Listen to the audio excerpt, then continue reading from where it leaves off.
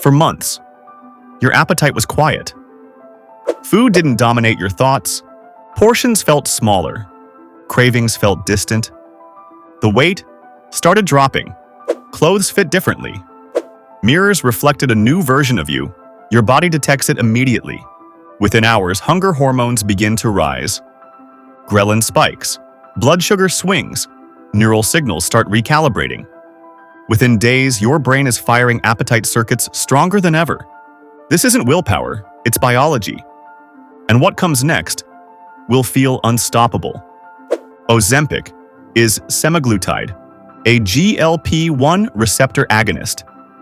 It tells your brain, you're full, stop eating. It slows gastric emptying by up to 30%. Food remains in the stomach longer, sending satiety signals to the brain. Blood sugar spikes are reduced by nearly 50%. Energy from meals is absorbed more gradually. Dopamine reward circuits in the brain are suppressed. Food doesn't trigger the same pleasure response as before. You feel satisfied with smaller meals. Cravings fade. Over time, your brain adapts. Receptors adjust. Neural circuits recalibrate. Your biology begins to rely on the drug to maintain appetite suppression. GLP-1 receptors are concentrated in the hypothalamus and brainstem, the key regulators of hunger. In studies, semaglutide increases satiety signaling by 60 to 70%, dramatically lowering subjective feelings of hunger. And yet, even with all this control, your body is silently preparing to respond once the drug is gone. Semaglutide has a half-life of about 1 week. When injections stop, levels gradually fall. But your appetite system does not restart gently. Within days, ghrelin, the hunger hormone, begins to surge. Gastric emptying accelerates, sometimes by 20 to 25%. Blood sugar becomes more variable, sending additional hunger cues to the brain. Even subtle changes are magnified. Your hypothalamus detects a small energy deficit and responds aggressively. Neural pathways that have been quieted by the drug begin firing again. Your body is signaling one message: restore lost weight. Hunger returns. Cravings intensify. Blood sugar swings. Mental preoccupation with food grows. Your body interprets weight loss as a threat. Evolutionarily, losing fat signals starvation. Hunger signals amplify. Energy conservation kicks in.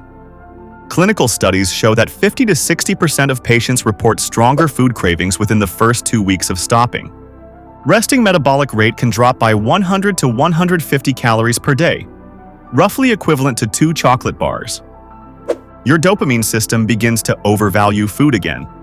Simple carbs feel irresistible. High-fat snacks become almost addictive. Your appetite is no longer just hunger, it is amplified, urgent, compelling.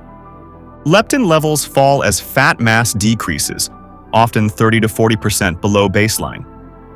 Hunger neurons fire stronger. Dopamine response rebounds.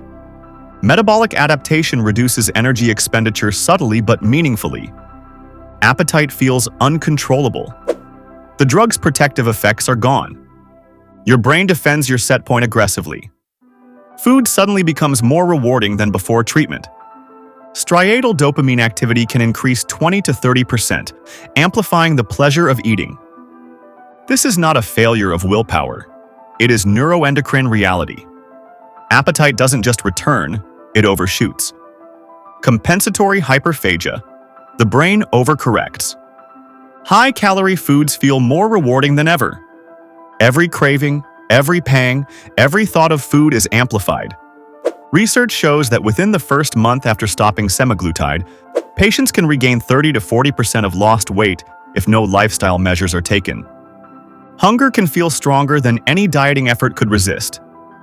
Your neural circuits, starved of GLP-1 input, fire in patterns that exaggerate appetite signals. This is why many people report feeling constantly hungry during this rebound window. Chronic GLP-1 receptor stimulation alters neural sensitivity. When stimulation drops, circuits recalibrate.